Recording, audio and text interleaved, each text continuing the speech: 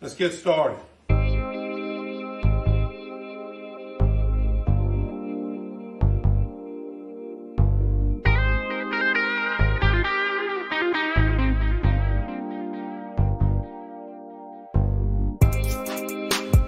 J.C. Sherbert. Woo!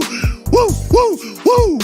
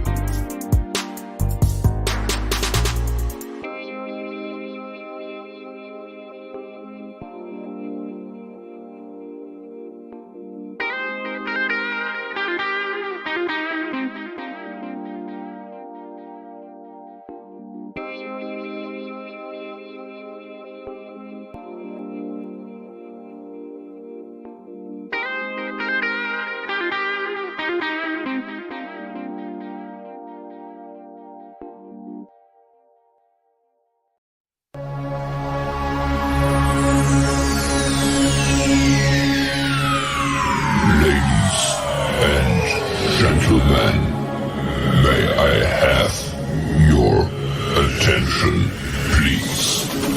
The show starts in 10, 9, 8, 7, 6, 5, 4, 3, 2, 1. Go.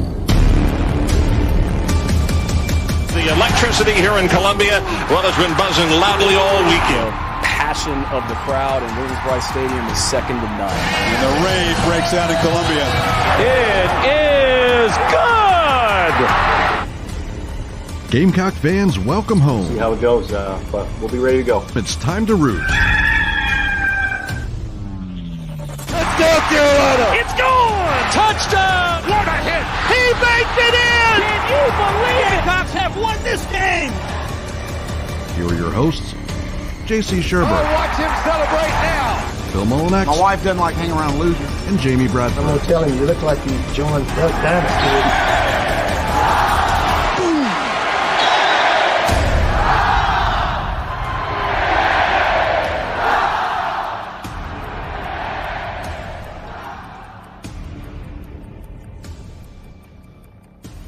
All right, greetings and good morning and welcome home inside the Gamecocks, the show, live from the Signorama Studios, the preferred sign partner of Gamecock Athletics, and now and moving forward, built by the Barn Dominium Company, the barndominiumco.com. They like to say welcome home too, just like the Gamecocks do. If you want to build your dream home in the Carolinas, in Georgia, or in Tennessee, how does as low as $160 a square foot sound?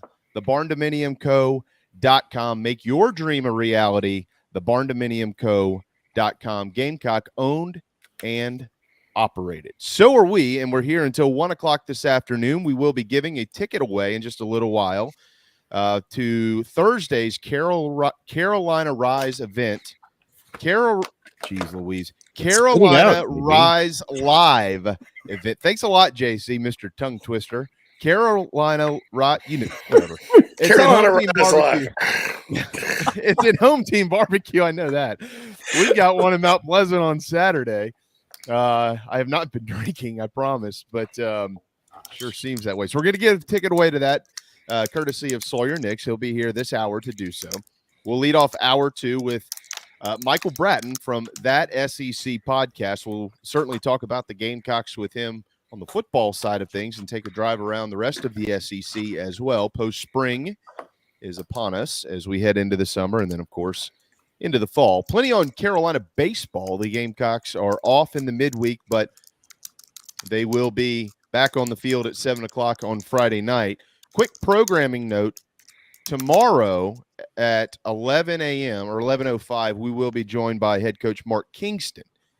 So they're in exams this week, and they've all gotten a little bit of time to rest. So the head baseball coach will jump in about 24 hours and spend some time with us. I don't know what weather god he or anybody on his staff ticked off, but bad weather expected again this weekend. In Columbia. They'll be able to get the games in, but they're just going to more than likely end up having to maybe move something around here or there. So we'll have to kind of see what happens between now and then. But nonetheless, looking forward to that. We'll get into some recruiting today, transfer portal stuff, and all this, that, and the other. I see that the Nana Sports chat box is already filling up with those questions, so JC maybe can provide a couple of answers to all of that. But with that said, good morning to Phil and good morning to JC Schubert. Schubert. Yeah, may or may not wear the hockey jersey in Charleston at the event Saturday, Jamie, just so everybody can get a good laugh. But yeah, people were kind of, I guess somebody was disappointed in Whittle with no football recruiting news in the VIP room. That's because there's not a lot of football recruiting news right now. Believe me, I've checked. It's kind of dead. I'll say this, and I could be wrong. Maybe I'm wrong and don't have a good grasp of the rules. But okay, so you got 5 days to enter the portal. I don't think you're not allowed to sign after those 5 days as long as you're in the portal. Right. I don't think the NCAA is going to because the 20% that doesn't have any, any place else to go, they're like Richard Gere from An Officer and a Gentleman. I have nowhere else to go. Yeah, guys. Yeah. Those guys are they're not going to keep them from transferring if some school somewhere wants to take them. And my God, Deion Sanders has 147 scholarships open right now. He's not going to fill all those in 5 days. So I think that's what the deadline is. And I think people are getting confused going, whoa, oh my God, there's, whatever. There's all this, Carolina's got to fill these spots in 5 days. I don't think that's the case. No, it's not. The bigger surprise to me, guys, has been the outbound. And Jamie, you talked to some people, and I talked to some people, and I fully expected – I don't really have any names, but I expected there to be a handful of guys that left and got in the portal. There's been one. He's a walk-on offensive lineman. I think that speaks a little bit to the culture Shane Beamer's built. In some ways, I think maybe in other ways, it's just guys kind of trying to maybe figure out where they're going before they jump in, or maybe it's guys that we don't know quite yet if they're in the portal or not. And maybe they're planning on it. I don't know.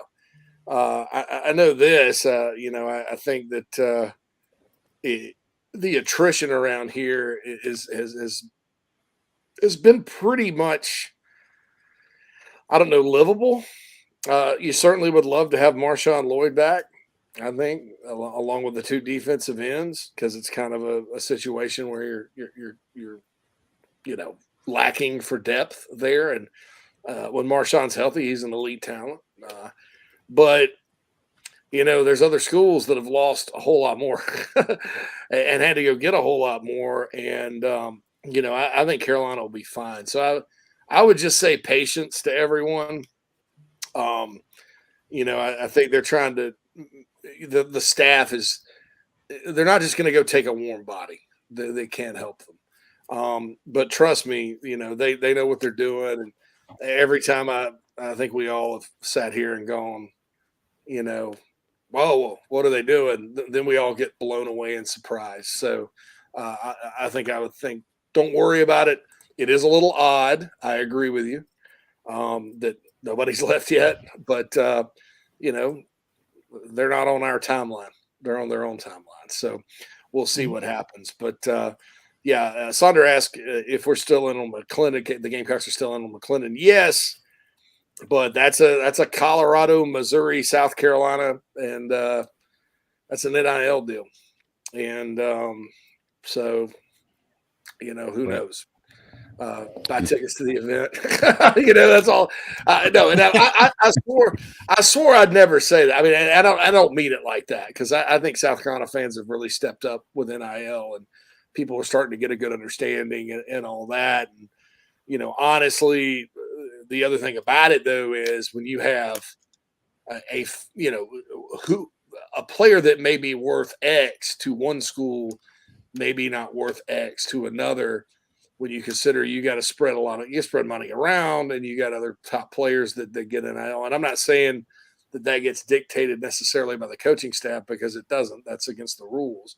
But I think that there's just so far you're willing to go for certain guys, and if you don't put some parameters on it, then your locker room is going to get all discombobulated, because you're going to get a guy that's making a ton of money. That's not like a DeCarrion Joyner who is his own enterprise, right? Or Spencer Rattler, who's his own enterprise. Sure. You're going to get out that's making a lot of money that's just kind of chilling, and he's not very good. And then the other guy that's really good isn't making that much, maybe because he's a freshman or he doesn't have his own enterprise or whatever. So there's a balance to all of this. So just don't think, oh my God, Carolina got outbid by Missouri or Colorado if McClendon ends up there. That's true in a factual, literal sense, but let's don't take that as, oh my God, Carolina's broke again, NIL wise, because they're not. We need more. You want to keep championship level baseball program going. There's a need for more. Keep football going. There's a need for more. Carolina Rise has actually helped men's basketball lately, so I never thought that was possible, but it kind of fit into the budget. So helping that program as well. So it's getting there, but don't be discouraged if McClendon takes the Colorado bag or whatever. Maybe he doesn't. I mean, he's a kid from Tucker High School, where Carolina's got a history lately of taking players, and South Carolina's closest to home. Why Missouri? I don't know. I see the draw of playing for Prime, and obviously there's a lot of spots open at Colorado right now, but they're going to get their head beat in next season. Trust me. For every other reason, but Shadur Sanders, his son, isn't very good. In my opinion, I don't think he's a championship level quarterback. And it seems I was on 107.5 this morning. We were talking to Preston and Bill, and one of them said, it just seems like he's a helicopter parent that's taking it to the extreme. I'm like, dude, I was like, you need to compete in the Pac-12. I mean, and look, nothing against Shadur Sanders is just fine. Don't get me wrong. But I don't know that I would call him elite, and he sort of just won the job. He's the quarterback regardless. It's like when you play Little League Baseball, like I did the year I hit 6 home runs. Oh, here we go. And the daggum, and then the coach's son got voted on over me to the All-Star game. I'll never forgive him for that. But I was a 6th grader. He was in 5th grade, right? How many runs did they allot you on that team? What do you mean runs? That's right. Yeah. Like, how many runs did they allow you to score each weekend on that team? Yeah.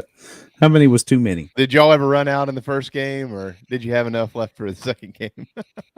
Oh, okay, yeah.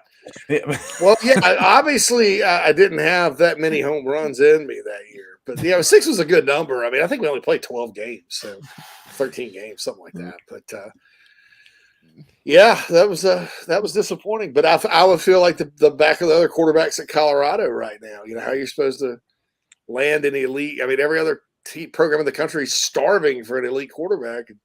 Deion and them are going out and recruiting every other position. And, so I think? So he's 40. I just saw the number. The official number is 46.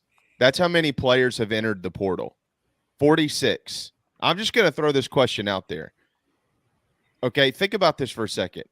If it was anybody else but Deion, remember when Deion was like, "Yeah, there's a new sheriff. Good, you're gonna be gone." That type of thing. Do you think if there was pretty much any other coach in the country who hadn't built up as much like media love as he had, or whatever you want to call it, that he just stepped into a job somewhere and was like, kind of want to let you know, y'all all sucked last year. So I'm here and I'm bringing my own dudes and y'all can get the hell out of town. You think if there's anybody else in the country that had 50 transfers that the media, the national media especially, wouldn't be going, well, how's that fair to these kids? And this guy just blows into town. They'd be blowing the doors off this thing, but it's prime. So it's like, oh man, he's going to turn Colorado into a national power. Forget all the kids that don't have anywhere to go now who committed to the previous coach. It's all good. But like if a Beamer or somebody, even a Saban walked in and did something like that, those type guys would just be crushed by the national media for essentially kicking kids off the team. Oh, you don't think Nick Saban would, and dare I say Dabo Swinney, because everybody kind of dislikes him for reasons other than football anyway.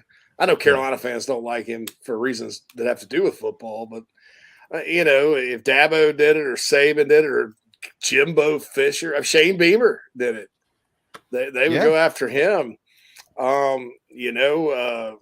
Mike Loxley, Ed Orgeron, whoever, name your guy. But, I think the media loves the prime. I think it's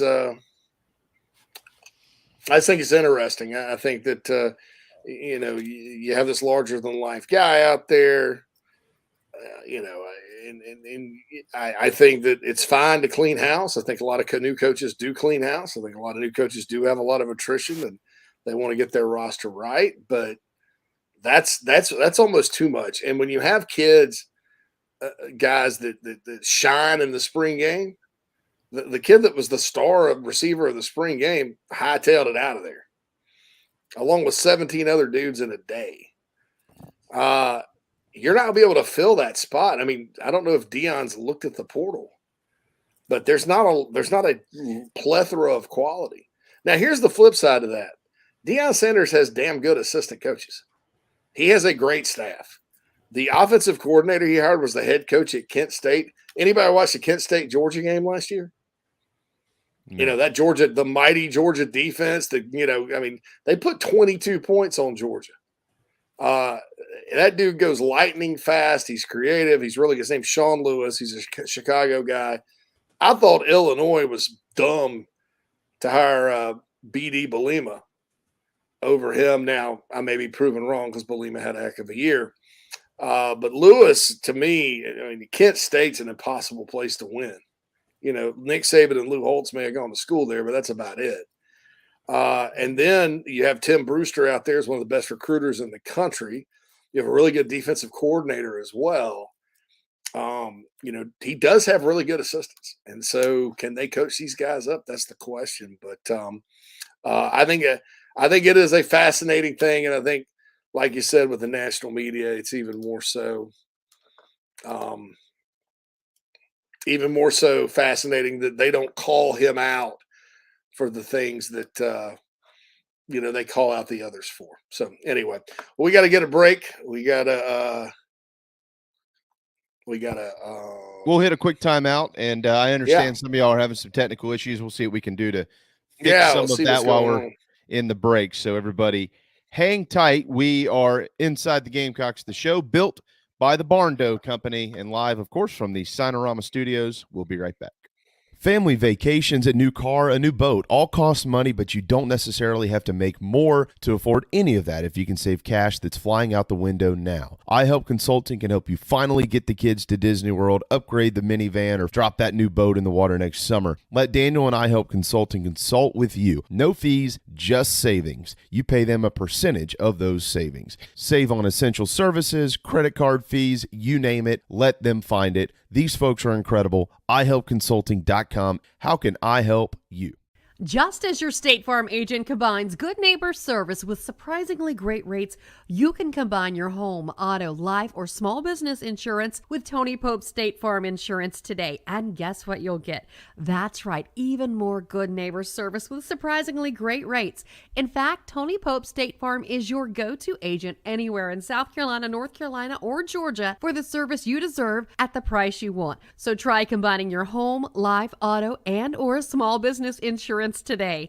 Tony Pope State Farm has been in business for more than 30 years and can handle anything you need in the tri-state area. Once again, Tony Pope State Farm will help you mix and match perfectly. Call 843-851-2222 or visit TonyPope.com today. Like a good neighbor, State Farm is there. The real estate market has changed dramatically from just a year ago. Rates, supply, demand, all of your traditional factors are in a transition phase. That's why if you or someone you know are considering making a move in the low country, contact me, JB, at Coast to Coast Realty. I work with an outstanding support cast of attorneys, lenders, inspectors, insurance agents, and more, all of whom are valuable in helping find a way for you to comfortably make your real estate decision. That's right. Call me, JB, your low country real estate broadcaster.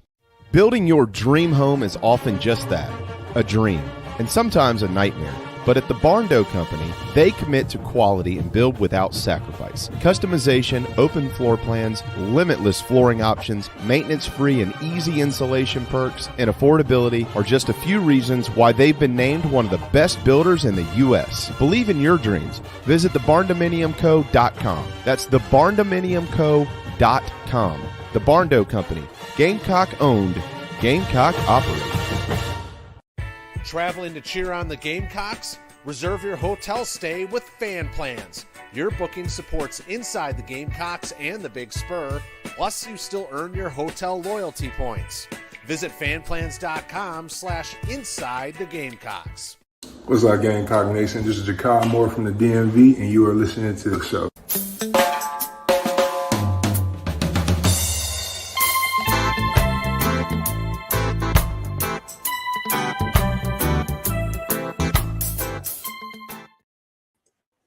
Welcome back, everybody, to Inside the Gamecocks, the show, presented to you by Express Sunrooms of Columbia, live from the Sinorama Studios, and, of course, now built by barndominium.com. Barndo Co. How do they want us to call that? Barndo Co., I think is the way it is. It's the barndominiumco.com is how to get in touch with them on their website. And, of course, you can reach Express Sunrooms at 803-446-4662. And Cindy Searfoss, of course, for your upstate residential real estate needs. We'll be happy to take your call at 864-414-5271. Don't know what has been going on with YouTube here lately. I think I figured it wasn't on our. It wasn't on our end. It's on YouTube's end for whatever reason. If you just close it out and pull it right back up, it should work fine. Yeah, because I was testing it on my computer while live streaming it as well, and it was working, which was interesting because I was hearing us and then us 2 seconds later, and it's hard to keep up with what was going on. It was not working at first. I figured out I was kind of trying to do some things on my end to see if I could figure out what was going on, but that was not us. So it was something to do through their end, and it probably more than likely won't affect the audio post show either. So it won't, because it was clear, and if Phil didn't have it. Now the other day, by the way, audience that listens on podcast, I'll apologize for this right now. Phil's internet went out. And the show just stopped at 1:21 when we had Flannel. Wow. And the other 39 minutes just went into oblivion. So, but anyway, we still had a lot of people listen to it. They enjoy it. So, look, guys, it's we do our best. But when you stream something live from the Signorama studios like we do, that are in 3 different locations, sometimes things happen, especially when you're relying on YouTube and things like that. So, well, it's not how many it's, servers we're bouncing off of. Yeah, look, I worked in radio for a long time, and there are more problems in traditional radio than there are in this. I can tell you that. And there are as many problems in TV as well, but they just happen to have people that they pay hundreds of thousands of dollars to fix them behind the scenes while they're happening. But I overall, I think we do a pretty nice job around here. Real quick as well on today, there's a couple of important baseball games that I want to make sure we mention today, because we're getting to that time of the year where you need to it's like those who are invested in the Gamecocks, you if you're not already, I would suggest start following a couple other things in the country as well, so you don't catch yourself going, well, I don't understand, why did we do this, that, and the other? Hey, did you happen to see this team? Oh no, I didn't. So kind of try to educate yourselves a little bit, and that's what we're all doing. But there are a couple of big midweek games tonight. You got 20th ranked Duke at 9th ranked Campbell, and yesterday I think it was Quantrell that asked us about Campbell and being a top 8 national seed. They've got on 9 losses on the year. Campbell's not going to be a top 8, but they could potentially play their way into a top 16 if things really kind of go well for them down the stretch. The problem with Campbell is they're in Bowie's Creek, North Carolina, which is a pretty place, but I'm not exactly sure how many fans they can put in the seats there. Now, if y'all remember, historically, there have been times where teams earned a regional, but their facility couldn't accommodate, so they'd have to do a couple of things. And this even happened years and years and years ago at the Sarge. It's when they first brought bleachers in down the lines. So if you can do that, or if there's like a minor league park that's near you that can hold more and it's sufficient, there are teams who will put their bid in, and that's one of the ways that they'll get it. Because remember, you have to bid on this, right? They try to give it to everybody that's deserving, but you also have to put a bid in. So if you're Campbell and you only hold 400 people in the stands, but yet you're going to be welcoming, North Carolina to town and God knows who else, thousands, you can't hold them. So, and then there are other times where we've seen a 2 seed actually be a host over a 1 seed because the 1 seed couldn't host because they didn't have the facilities to do it. So that'll be an interesting case study moving forward, but they've got another opportunity tonight against 20th ranked Duke. They're hosting them to continue to kind of drive the point home that, hey, we're a team that should be maybe considered as well. A couple of other teams vying for host positions in Bluegrass country. You got 21st ranked Louisville at 15th ranked Kentucky tonight. Certainly something to keep an eye on there. 7th ranked Arkansas is on the road at Missouri State, and I'm just going to tell you, they need to be careful. Now, Arkansas is going to be a host, but they want to be a top 8. They need to be careful about losing some midweek games moving forward, and that game tonight is going to be a little bit more dangerous than people probably think. But there's a really big one tonight. It's called Coastal and Wake. Number 6 Coastal and number 2 Wake Forest. And Coastal has done their damage, yes, in the conference, but they've also done some damage outside of the league as well. Now, early on, it didn't start well, but it sure did pick up when they beat Wake on March the 7th, 13-11. And since then, they've been rolling. They've beaten Campbell. They've beaten North Carolina. They've beaten Georgia Southern. They beat Campbell again. They've beaten the College of Charleston. They've beaten Southern Miss. So they've beaten a lot of teams that are pretty darn good. And tonight, they're going to get a crack at Wake Forest once again, but this one will be up in Winston-Salem. So keep an eye on some of those midweek games tonight, and because Carolina's not playing. So if you're a Gamecock fan, you can't watch them anyways. And we'll see what happens moving forward. And then again, just to mention this one more time, Mark Kingston will join us tomorrow at 11:05 on Inside the Gamecocks, this show. Interestingly enough, Campbell lists their stadium as 1,250 seats. Yeah, and that's but it's that turf. It's all that new turf. Yeah, I've never been there. I've been to a lot of these smaller ballparks and stuff too in the Carolinas, but I've never been to their ballpark. I'm trying to pull it up now. Whew. I don't know if it's a tiny little spot. I mean, it really is, but I was kind of surprised. It's pretty. 50 was what it's at. Yeah. Yeah, it's a nice place. They've obviously done a lot of work there. I mean, it's really nice. I don't know if they can add seats down the line for a regional or what. Yeah, potentially. I don't think you could play one here. I feel they try to award them, so if they feel like they could get maybe an extra 750 seats or something in there, maybe they would do it. But Campbell also potentially could lose some money on that because you do have to bid, and you recoup your money out of the by hosting ticket sales. Yeah. Yeah. So, I don't know. It's interesting how that works. Yeah. Yeah. I mean, and I just saw in the chat box a minute ago, who said this? Josh, we hosted when ODU was the #1 seed a few years ago, if I recall. But that's true. But that had to do with COVID. Remember? Because we were open. Carolina was open. They fully opened the ballpark, I think, before the Arkansas series towards the end of the year, or was it Arkansas? Somebody was coming to might have been Florida. Actually, it might have been the Florida series is when they opened it up.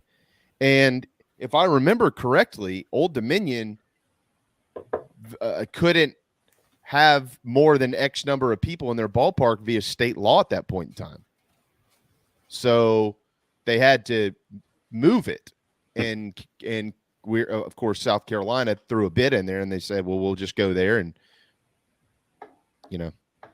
worked out for Virginia. Yeah. Because they were the 3 seed in that. Yeah.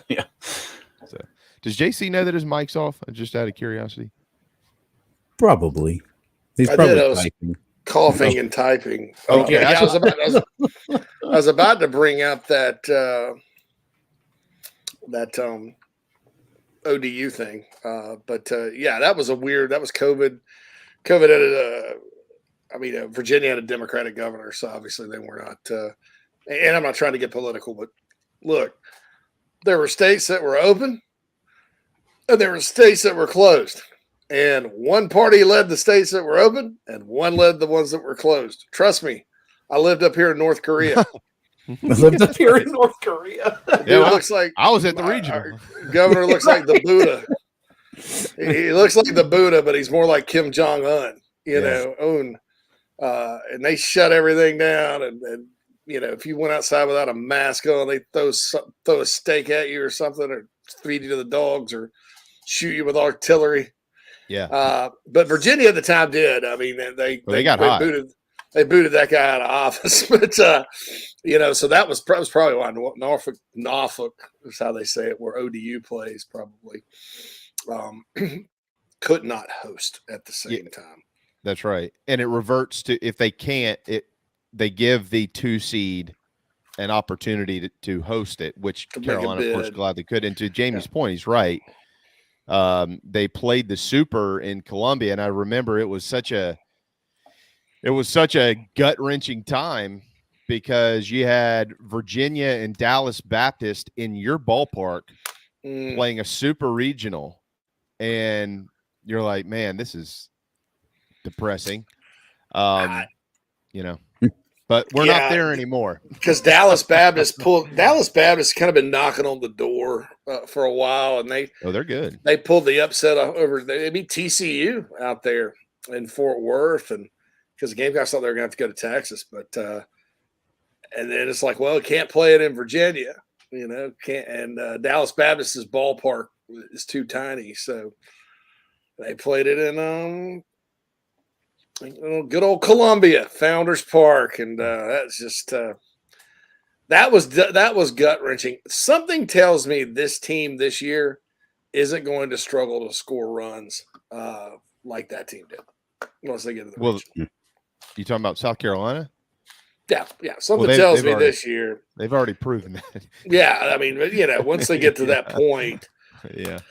I mean, guys, think about it. I mean, this team is built to do good things in a regional, super regional format because of the way its pitching staff steps up, the depth of pitching they've got. So if they do get in a losers bracket game, they can battle back with quality arms. And then you throw good offense on top of that, and you kind of you hope that they'll be healthier by the time they get there. And Whittle had a good piece about. What is the coaching staff going to do when guys like McGillis get back and LaCroix gets back and all that? Well, they're just going to go with the hot hand. Who's the best player? We talked about that yesterday. At the time.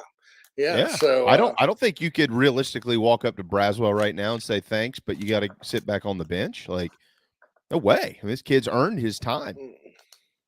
Yeah, I mean, there's no question about it. So yeah, but that's the deal there.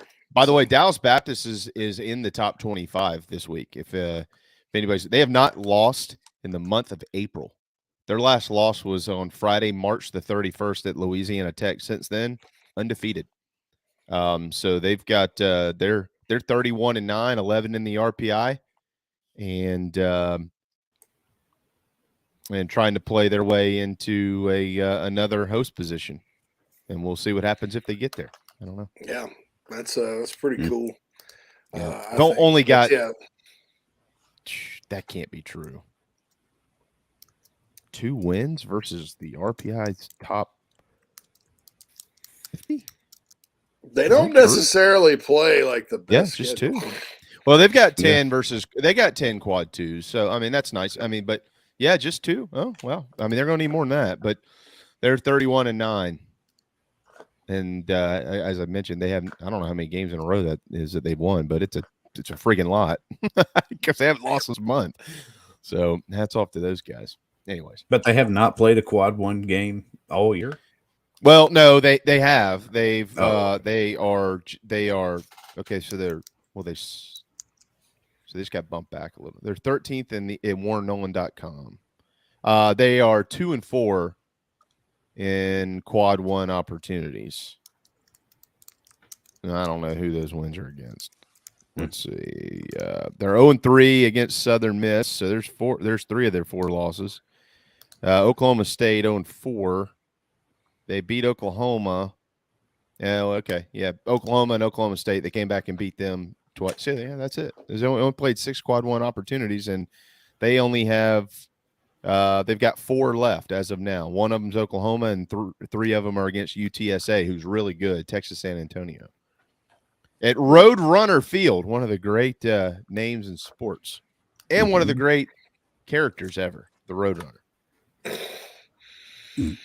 Me. Yeah. Wile E. Coyote's nemesis. Yeah. I was talking to, and I know, we got to go, we got Sawyer coming up, but I was talking to Blake Cooper this morning, and he said, how about this? He said, here's my prediction for you. Coastal is a couple of losses away from not being their margin for error is very thin. No offense to them at all. It's just very thin because of how many Q1 opportunities they get. So they're a couple of losses away from they are surely a top 8 national seed if it ended today. Absolutely, of course, a top 16. But if they fall out of the top 8 and they're in the top 16, Coop said, my prediction is if Carolina stays in the top 8, that they'll tie Conway and Columbia together. And you could potentially see Coastal and South Carolina in another super regional. But this time, of course, it would be at Founders Park. That would be something. So we'll see. Long way to go, but we'll see. We'll see. All right, we are painted garnet and black by a couple of painters. LetMePaintSomething.com. If you're in Georgia or South Carolina, they are licensed and insured. And our buddy Tristan Still, he is the man, and he runs an outstanding business. Anything in the world that you need painted, that's where you want to go. A couple of painters, LetMePaintSomething.com.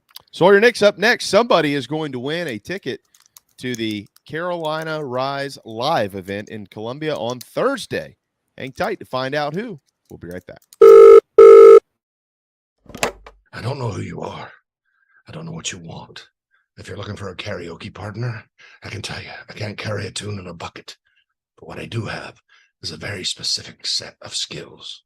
Hang up now, and your IT nightmares will continue. But stay on the line, and I will find you. And when I find you, I will fix it. Thanks. I think I have the wrong number. I'm trying to call Matt at Heritage Digital. He has a one price, low cost turnkey solution for all my IT needs. And I'm sick and tired of my IT guy. So yeah, 843-699-1001. This is 1002. Oh, well, thanks anyway. Don't be taken by some IT dude that talks a big game. Give Matt at Heritage Digital a call, 843-699-1001. Golfers and wannabe golfers, former Gamecock golfer Meredith Taylor is now a full-time golf instructor in the Midlands of South Carolina. In-person golf lessons are held at the Country Club of Lexington. Half-hour, hour, on course 9 or 18 holes. And if you're outside of South Carolina, Meredith conducts virtual lessons. Just send in your golf swing for analysis. Gift cards are available for in-person 1-hour lessons. Connect on Twitter at Mayor Taylor and find her online at McKellarEnterprises.org. Her email is on the website. Schedule your next lesson today with Meredith Taylor, former Gamecock golfer. Hey Gamecock fans, it's Evan Stone from Gamecock Baseball. A couple of painters paint the show garnet and black every day and get the job done right at a fair cost. Go to letmepaintsomething.com for information and an estimate. Go Cox. You heard Evan Stone, Gamecock fans. 10% off for military repeat customers or mention the show. Interior, exterior painting, fencing, cabinet staining, concrete painting, popcorn ceiling removal, and more. 803-522-6832. LetMePaintSomething.com. Don't you know, no. From the littlest chick to the big old cock, it's the gift. Here comes the West. Danny Hill. He'll run. Touchdown. Oh, watch him celebrate now. Top of the pool. Star of the show. Rooster who's born to crow.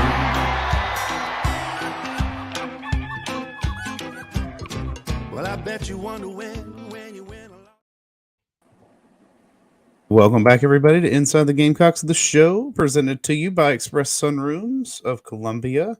803-446-4662 is how to get in touch with John Barber and his team about how to bring some more sunshine into your life this summer. And, of course, the first hour of the show is brought to you by Cindy Searfoss and the Coldwell Banker Kane Realty team here in the upstate. 864-414-5271 is how to get in touch with her for all of your upstate residential real estate needs. And for some reason, we've lost JC, but I'm sure he'll be back from the People's Republic of Chicagoland. Yeah, they heard him. We're joined now on the McKellar Enterprises guest line by none other than Sawyer Nix for our mental edge this week. Good morning, Sawyer. How you doing? Good morning. Good morning. Doing pretty well. And our ticket giveaway. Right? That's true. That's true. We are giving away a ticket. Yeah, I have the winner here. Well, should we wait on I was going to wait to see if JC happened to come back. Is he? Do you think that the guy in Chicago heard him, or the That's guy right. like that son of a? Someone cut his cable. We'll show him. Yeah. Oh, you want to say something better? Yeah, he might really be in North Korea for all I know. The mafia. Yeah, you don't know up there. That Chicago crime. I was watching a thing on it the other night. It's embarrassing. Those people should be embarrassed that they let that stuff happen. It's unbelievable. It really is. It's kind of unbelievable. Well, Sawyer, so we do have the winner, and I don't want to make people wait around too long. So we told them when we were going to come back, we would go ahead and give a ticket away. So I'll just step back and let you two gentlemen take it from here. Somebody is going to head to Columbia's location of Home Team Barbecue in 5 Points and meet some Gamecocks. I will. I think let's do it this way. So you're pulling up the email now because, of course, we were asked to see what options we would want to see or, what the topics we would like to discuss on for future Mental Edge segments. And, of course, the one that won is from Clint. chat box Hey! of Morrison. Yay! I think a discussion regarding concussions and the impact on life after sports would be interesting, which is awesome. I think so too, Clint. We should definitely talk about that in the future. Well, and did Craig already know that, or was he? Craig is like psychic or something. It's funny. Either that or he's in my inbox. Yeah, wait a second. Did Craig pick the winner? No. Is Craig in on something I don't know about? Do I need to go through Craig from here on out? Yeah. Craig has definitely got a finger on the pulse of this thing, man. Ever since he decided that he could go and was going to show up and not just use the rain check package. All right. He's in on it. Yeah. There you I go. love it. It's going to be a whole chat box reunion down there on Thursday. It'll be nice. And you're going to be there as well too, so you're right. I will. I will be there in flesh and bones. I'll be there in person. So looking forward to meeting everyone that will be there at the Columbia event. Unfortunately, JB, I won't be able to come down to your neck of the woods, but maybe another time. Oh, it's all right. It's all good. So how does Clint claim this ticket? Just so we know. Well, I think we just need to make sure he's on the list. Oh, okay. All right. Yeah, we'll make sure he gets past the velvet rope there getting into home team. Okay. Yeah. By the way, Clint, in case you were unaware, Ja'Kai Moore and Trey Jones are the bouncers for this event. So if you say anything stupid, they're going to kick your ass. We'll get through that. Yeah. They went back through all your tweets and looked for anything that you had to say about any of their teammates. So you might get a couple bumps and bruises before you actually make it into the barbecue. But nonetheless, you'll be there. So congratulations. Well, that's awesome. That's fantastic. So what was the question that he was asking? He was asking about the concussions and the impact on life after sports, which is interesting. It is interesting.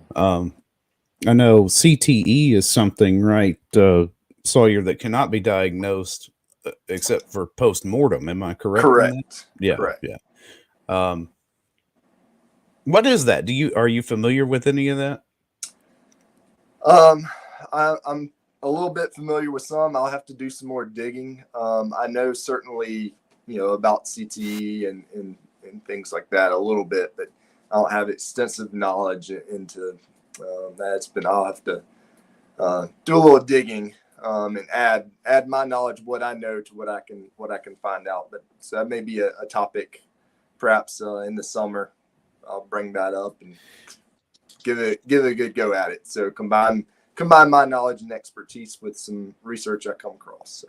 Well, I think one of the things that's interesting on that topic is how far we've come, because there was a time, and mentally I'm still here with a lot of this in life, just how I was raised, where you just brush it off and move on. And like that's just kind of how life was in sports in America for a long time. In football, baseball, it didn't matter what it was. Right. You got there and you get banged up. I mean, there's the phrase "rub some dirt on it" didn't come out of nowhere. Like that's literally what you did. You kind of rub some dirt on it and get your rear end back out there and keep playing, because that's what mattered. But in what would y'all think? The last 20 years or so, maybe, it's really become, I mean, you see it all the time. If there's even a question of something, you're coming out of the game. You're coming out of the game. Man, I don't even know about 20. I'd say 10, maybe. Yeah, you're probably right. Yeah, maybe on the concussion front. Yeah, it's probably only been about a decade for sure. Yeah. Well, and I think there's multiple parts to that. I think one part of it is that athletes have, and sorry, you correct me where I'm wrong here, but it just looks, athletes have become much more educated on everything that is post this. Oh yeah, right. JC had an appointment, Phil. Remember, he had to jump off for that thing. It just hit me too. Yeah, I was like, yeah. Oh yeah, I forgot about that. Yeah, I forgot about it too. So athletes, there started to become information and evidence that there are real issues. So they started to be a little bit more careful with it, a little bit more understanding of what could be afterwards, how it affects their lives with their children and their spouse and their family, their everyday lives, and just working, enjoying retirement, whatever it may be. But then there's another side to this too, that's a little bit more touchy, and that's the issue of money, because there are lawsuits flying all over the world on this subject and topic. Basically, you didn't protect me, now I'm suing you. Might be 20 years later or 30 years later or 10 years later, but I'm suing you. So it's certainly changed a lot, but the way we think about it mentally has definitely helped in that. Well, I would even broaden that out. I mean, you mentioned education. Financially, you still have some players go through their initial contract and blow the money, but now there's a lot more examples of whether it's concussions, whether it's knee injuries, whether it's leg injuries, whether it's financial, again, contracts. Players are having a lot more resources at their fingertips to decide, do I continue to be a third string and work around the league and try and make a roster, or have I put in my time and I need to move on? I want to enjoy quality of life with family. And I think that's you mentioned that earlier, I guess, in yesterday's segment with Coach Lee. I mean, what are we chasing? And I think players now have that much more information to make those decisions. Do they want to continue trying to make a name for themselves in whatever league they're playing in? Here we're kind of more the NFL and take a beating, or do you take the third string clipboard quarterback, and get a big check there? A lot of decisions to be made. I think Major League Baseball, certainly they make the money. I would not want their schedule, though. I mean, they start, spring ball, March, and they're going through potentially October. I mean, that's just, to me, that's no quality of life, playing that many games. And even if I was getting a great deal of money, I don't know if I would trade that. If you trim the schedule down some, start in April, go April to September or something like that. But just, players have to make decisions about so many things now, and CTE is one of those. And there's more resources, and we are our best resource. Insurance people will tell you that. It's not, necessarily other assets. You are your number one asset, and if you don't take care of yourself, you're not going to be able to enjoy life and take care of your family. Well, you're referencing the baseball schedule, aren't you? Well, yeah, Major League Baseball schedule. Yeah, that's what I figured. Yeah, well, so they added 2 years ago, somewhere in there, they added 2 extra weeks of off days throughout the season, which people are like, well, that's no big deal. Well, it is. It is a big deal. Like I'm not saying this isn't directed at you. Right. I'm saying that there were so many, there are 162 games packed in, like there's always been. Yeah. So when you add in 2 extra weeks of off days, it is a big deal. That's half a month. Right. Days where they get off, but you got to start a little earlier, and you're going to have to finish a little bit later. And remember, the playoffs are longer. I mean, I've got a boatload of friends, obviously, who've played in the big leagues. And it's really, there's no real consensus on number of games. I mean, guys that I know very well are like, 162 is fine. It doesn't bother me.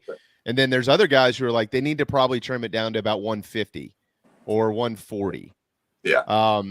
So I don't think there's really a consensus on it. I don't know what's best for the sport. I mean, I've grown up around 162, so I'm fine with it, but I don't play in the big leagues. So, I don't know. I think 150 is probably where they realistically need to be. You keep that extra off week or two in there, Sawyer, and then you pull 12 games, which pulls 2 weeks. So you're trimming your season by almost a month. Right. Well, and every now and then you'll see a guy not even make it to the ballpark. You'll see, the coach cut them loose for a day, and not only are they not on the dress list if they're an infielder, but sometimes you only see them at the park. And that doesn't happen normally, but every now and then you'll see that. And of course, there could be some deeper personal things going on, but Yeah. I do see in the Nana Sports chat box here, Tay asks, speaking of player injuries, who was the Gamecock that broke his hand punching a wall several years ago. Yardcock, baseball player. Golly. I remember. Who was that? I'm not sure. I want to say it was Aaron Rawl, but I don't think I'm right about it. I do know this. In 06 or 08, I don't know, somewhere in there, we were playing Georgia, and one of my best friends, Mike Sisko, he had a great game, but he had an inning that he just wasn't through, just wasn't spotting, and just, I mean, it's not like he got beat up. I think he gave up like 2 runs on 3 hits or something, and that was about all for the game. But he walked into the dugout, and the camera was right on him as the game was on TV. I think it was the 06 Supers, maybe. And the camera was right on him, and he punched himself in the head.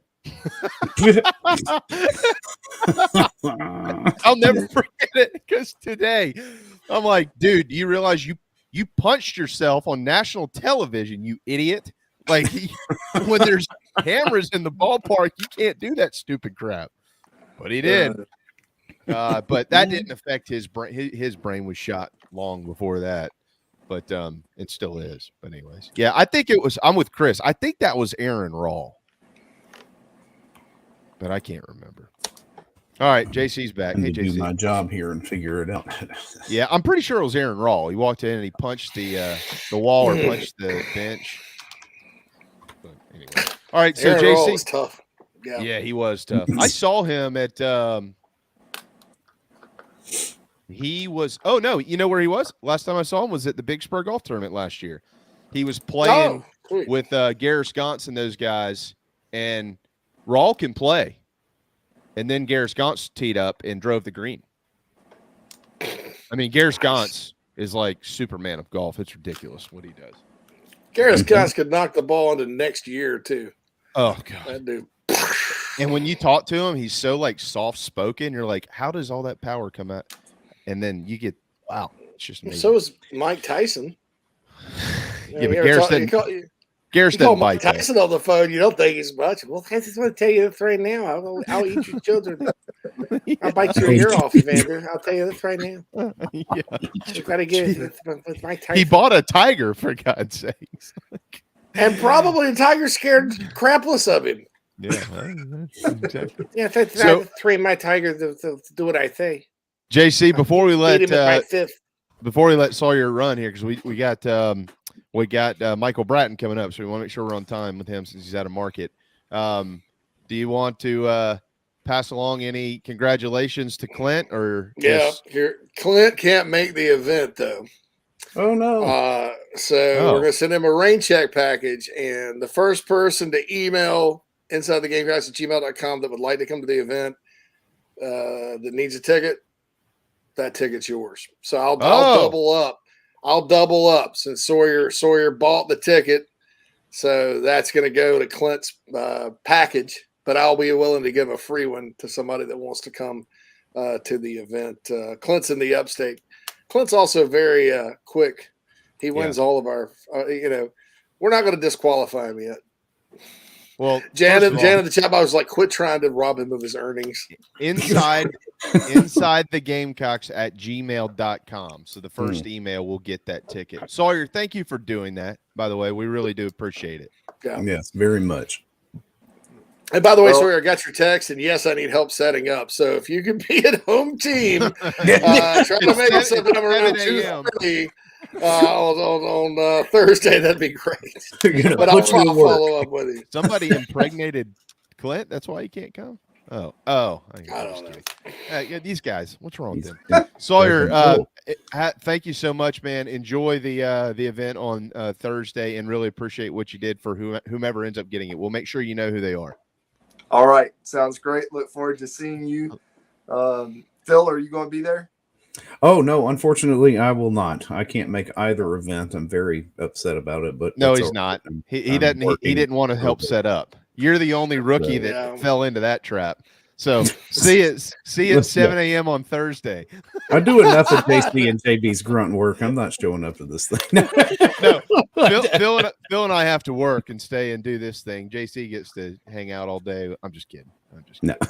All right. Thanks, bud. All right. Yep. Have a good rest of the week. And I'll see y'all too, Sawyer. next week, except for JC, who I'll see on Thursday. There you go. All right. Thank you. 12:01 on this Tuesday afternoon, though. Inside the Gamecocks, the show live from the Signorama Studios and built by the Barn Dough Company. Michael Bratton from That SEC Podcast up next. What's up, Gamecock fans? This is Pitcher Noah Hall. If you want some delicious food for your event, I suggest visiting nanasporch.com today to find out what they all have to offer. It's really good Southern cuisine based out of Charlotte, my hometown. I hope you guys go check it out. Go Cox and go Nanas.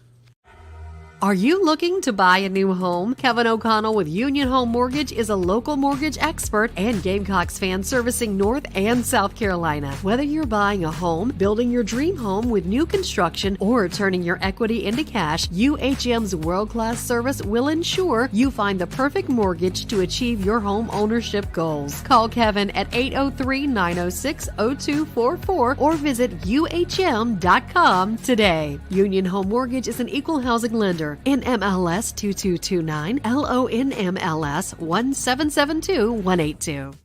Electric Bikes of Charleston offers the most fun you'll ever have on two wheels. The home of Oventon, Velotric, Magnum Bikes, and more, they sell to consumers all across the state and offer outstanding warranties and service after the sale. Their electric bikes are equipped with 5 levels of pedal assist plus a throttle, so you can ride longer, handle the heat better, but still get great exercise. Bikes are available for all ages and sizes. Visit electricbikescharleston.com or stop into their store in Mount Pleasant if you're in the Low Country. Electric Bikes of Charleston, powering Inside the Gamecocks, the show. Hey everyone, this is Jack Mahoney from Gamecock Baseball, and Inside the Gamecocks, the show is teed up every day by travelingcountryclub.com. So if y'all love golf, make sure you guys go check out their awesome membership options, and go Cox. Welcome to travelingcountryclub.com, your modern golf club experience. Hey folks, this is Michael Manus, former Gamecock golfer, inviting you to play more golf with a membership to travelingcountryclub.com. With over 40 courses across the Carolinas, our membership provides you with an affordable way to enjoy a club-like golf experience. From the mountains to the coast, we offer golf courses that will challenge all types of golfers, no matter your handicap level or level of play. Plus, we offer unique membership benefits not seen anywhere else as part of Traveling Country Club. In July, we're excited to bring to you the 3rd annual Plunder on Pawleys 2-day golf tournament, with rounds played at Caledonia and True Blue golf courses in the heart of Pawleys Island. Head to travelingcountryclub.com to register for that event, and it is not exclusive to TCC members, but to become one, you can sign up and bring to life your golf game. Tee it up with Traveling Country Club, travelingcountryclub.com, travelingcountryclub.com, proud partners of Inside the Gamecocks, the show.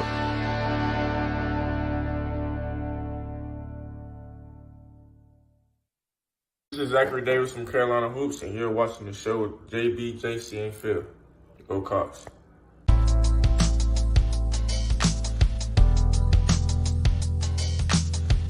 Welcome back, everybody, to Inside the Gamecocks, the show, presented to you by Express Sunrooms of Columbia. 803-446-4662 is how to get in touch with John and his team to talk about how they can bring some sunshine into your life this summer. And we are joined now on the McKellar Enterprises guest line by none other than Michael Bratton. Happy to have you back, Mike. Good to see you. I know we got off season right now, but we just had some spring games football to talk about, and we always love to get a 30,000-foot view of our program from somebody who looks at it nationally. Yeah, thanks for having me, guys. Yeah, man. All right, Mike. This is my first time talking to you, so sorry I'm not looking at the camera right now. I'm trying to write something, but yeah, really appreciate your time. And it is. We're all done with spring games, right? They're all done. Is there anybody in the SEC? At least that's all I care about. Yeah, exactly. Mm-hmm. Okay, I didn't think there was anybody left out there. I just look, man. We've talked about this for weeks here. It's hard to get a gauge of anybody in the spring in the SEC. It really is. But I mean, I guess you can learn a little bit about somebody here and there. We're certainly going to hit plenty on the Gamecocks with you today. But as you kind of took a drive around the SEC at everything that you saw, was there really one big thing that you think will carry over into a real conversation into August? Yeah, I mean, I'm about ready to put Billy Napier on the hot seat after watching that spring game. I mean, that was just pathetic. Wow. I mean, I'm right there with Lane Kiffin. It was 7-7 late in the game, and I mean, this is awful, awful football. And this is the Florida Gators we're talking about here. year 2, we saw what Josh Heupel, Shane Beamer, Lane Kiffin, these guys have taken huge steps in year 2. Heck, Brian Kelly just did it in his first year. No reason that Florida should not be much better in year 2 under Billy Napier, but I don't think they will be. I think they look like they're worse, if that's even possible. Is there like a ceiling to them in your mind right now? Like a win ceiling? No, I mean, honestly, I'm not big into the projections and things of that nature, specifically with win totals and things like that. But I would say, just knowing what I know at this point in time, I would say they're an underdog in 7, if not 8 games this fall. Oh, that would. The Utah opener is brutal. Yeah. Don't you think? Not many people know the Rice-Eccles Stadium is a tough place to play. You can ask people in the Pac-12. I mean, their fans get after it. It's kind of a smaller bowl type stadium. Seats about 60,000. Probably a lot like playing at Ole Miss, except it's a little more raked, so the fans are kind of right on top of you. I've been there before. Many moons ago, when I went to the All Poly camp in Salt Lake City over the summer, I went by Rice-Eccles, and there's a selfie of me on my Facebook page in front of the stadium. Go Utes, right? Yeah, bro. But that's a tough place to play. I mean, those of us around the SEC don't realize that, and I'm sure Utah is not too pleased with how things went down at the Swamp last year. No. So I guarantee you. So Michael, about the Gators, I mean, obviously, I think they were planning on Graham Mertz maybe being the pseudo starter to begin with and moving on to Rashada pretty quick. Well, now they don't have a Rashada. I mean, it's the Graham Mertz or who's the guy they got from Ohio State, Jack Miller? Yeah. Yep. Well, he's not all that good. So I know they're good at running back. I know their offensive line kind of is a revolving door. They lost Xavier Henderson, who I think had the chance to be one of their breakout receivers. They still got the kid from Arizona State. Just making room, JC. They're leading receiver. Yeah. They're just making room. But I mean, I hear that they don't know what they're going to do on defense either, because a lot of their good defensive players have left, including a DN that started their last 6 games last year. Yeah, well, they hired a 28-year-old, so that's problem solved right there. You know what I mean? I mean, they look good in the spring game. I'll give them that, and the fact that Nick Saban brought him in to be his linebackers coach, that does tell you something. But Nick Saban, last I checked, he had a defensive coordinator opening this offseason. He could have named Austin Armstrong. He didn't. He named him linebackers coach. So you also can't sell me on that Florida's got a defensive coordinator that Alabama really wanted, because they didn't want him as defensive coordinator. They want him as a linebackers coach. So what are the 600 off-field coaches that Napier hired down there doing? Like, what is their purpose? Or staffers, I should say. I would imagine, tweets and graphics and probably cleaning the cleats and the things that win games. They're not coaching the quarterbacks, I'll tell you that. So I don't know what in the heck they're doing down there. Well, do you think Billy Napier's offense puts them at an advantage with him calling plays? Because I have a bad feeling for them, and I've always thought Napier was a pretty good play caller. I don't know that it's his actual play calls, but his system at Louisiana, it's the system. It's quarterback run heavy a bit. It's not that crazy dynamic. It's a little conservative. You saw what happened at Clemson when they punted him and brought in Chad Morris. That changed their program. I don't know. I for Florida, and every school has a DNA, Mike, as you know. Florida fans, they don't want to win games 10-7. They want to win games. They'd rather win a game 53-42 than win a game 20-3. Just because of who coaches. When they've been great, they've always had a dynamic offense. Yeah. Do you think that system can get it done? I mean, I guess it can, because it's not quite the same, but clearly, he's trying to build it up like Alabama under Nick Saban, like Georgia under Kirby Smart. But again, I don't understand that logic. We've seen that at Tennessee. We've seen that at South Carolina. How are you going to beat the Kings at the top of the mountain doing what they do with inferior talent? Now, if you could snap your fingers and Florida could have Georgia's roster and Georgia has Florida's roster, then we're working with something. But until Kirby Smart gets lazy on the recruiting trail, and that he's one of these guys I think is going to his last phone call, it won't even be to his children. It'll be to a recruit, before he passes away when he's 85 and Georgia's head coach and Nick Saban the same way. These guys are not going to let up before they are done. So, yeah, and to your point, I mean, I can't remember off the top of my head, but Billy Napier, I think, was 18-3 in one-score games at Louisiana. I mean, that's coaching right there. And that was a stat I was pointing to all offseason. We come into week 1, Utah's a one-score game. They pull the upset. I was thinking, my God, they got themselves a coach. But, his system kind of lends itself to close games. I mean, South Florida was a close game. They were god-awful. Every game is low-scoring, defense, run the ball. Maybe that's why he's winning all these one-score games, because it don't matter what the other team has. He's keeping them within reach. He's not scoring a ton of points. So, yeah, I mean, I'm right there with you. Last time I checked, that's not a very popular scheme down there in Gainesville. Well, they brought him in for recruiting. Everybody said Mullen couldn't recruit. Mullen recruited in the top 10. It was the latter part of the top 10. He wasn't at the level of Georgia or Bama, but I thought Dan was a good enough coach to where if they could get close talent-wise, and he proved this, he could compete with Alabama. He competed with Alabama twice and could compete with Georgia, I remember pandemic year, I'm sitting there looking and watching the Florida-Georgia game. Florida had 38 at halftime against those guys. Now, but they brought Napier in to recruit, and he brought an army of people in there to recruit, and they've allegedly all this NIL money. Well, last year, let's look at the team rankings. Penn State 13th, Florida 14th, A&M 15, South Carolina 16. Very little difference between, Penn State's class, Florida's class, A&M, South Carolina, Michigan. That's a good class. Don't get me wrong. And I think they've done some good things in the portal, but where are the top 5 classes like Urban Meyer brought in, or even Ron Zook, that got that roster going? I just don't see it. Yeah, Florida, yeah, they used to recruit themselves. Like it's it used Florida, to recruit itself. Yeah. I'm not sure. All right, I'm with Craig here though. Enough about no more Gators. I'm enough sorry. about the Jort wearing Gators. That's a topic I like to get into a little bit, just because it fascinates me that program is so hard to win at, and I think at this point we got to say it is. It's a hard job, harder than it should be. I don't know why, but they've recycled through coaches 2 coaches have won there ever, and they're 2 Hall of Famers. Well, Lane Kiffin will win big down there in 2 years. Trust me.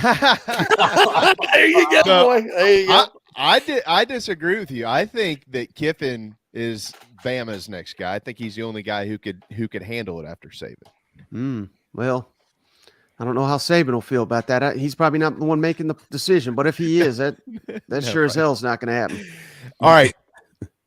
How do you define a dark horse in the SEC? Well, it's interesting. I don't know if you saw, we just talked about that, but we